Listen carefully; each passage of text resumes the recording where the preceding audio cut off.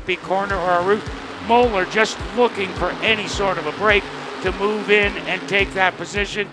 Korner takes over the lead from Root. The SK Lights, we had fun in it the year that we ran it, and we were just looking for something new, something challenging, and we got it last year, but it was exciting. You certainly learn a lot about yourself, who you're around, and who you're racing against, and because everybody that you're racing against, completely different person. The expectations were, really at the floor, because going into the year, it was just me, my dad, Joey, and my brother for whenever he could show up. So we just wanted to get our feet wet, experience it, finish as many races as we could. Further back and they get together, couple of cars spin, Kopsick and Korner go around, others dodge to avoid to the outside. That's Chernulo, Root, and Christopher. It wasn't what we were expected. After that, we went through the car, scaled it, set it up, went through it completely.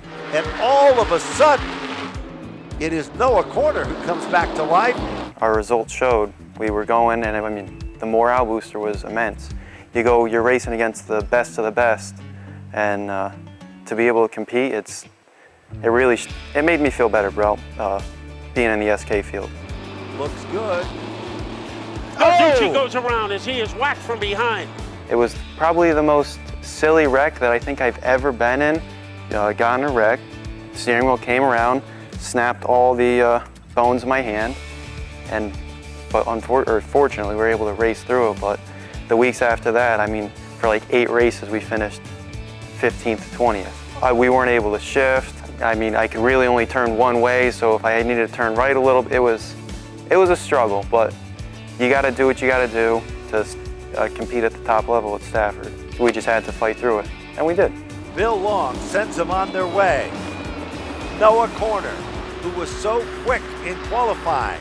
Oh, the big thing is the off week that Stafford had. I think it was with 2 races left. We went through the car completely. We found a bunch of parts that were bent just throughout the year of racing that weren't necessarily picked up in our weekly maintenance. And we changed it all over, and then we came out, we finished 2 top 5s. Mike Christopher is coming down strong. Korner making a move on the inside. Korner makes a bid down low. David Root on the outside. To the stripe they come, and one of the closest finishes of the year. Unofficially, David Root will take down the win. The second place in mid-August, we started up front. We had a very fast car that night, and I was looking forward to racing Moeller for that race, but just the way everything fizzled out, it wasn't nearly as exciting or as rewarding as the race against David. If you were to ask me a month ago, I was pumped.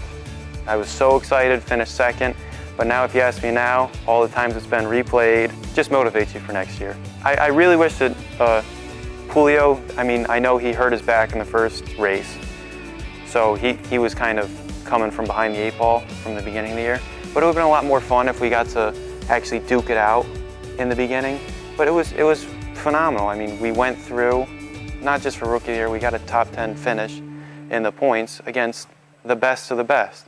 So it's awesome. My dad, most importantly, he's the rock behind it all. Mid-state site development. You got Joey Frino, he helps out a ton.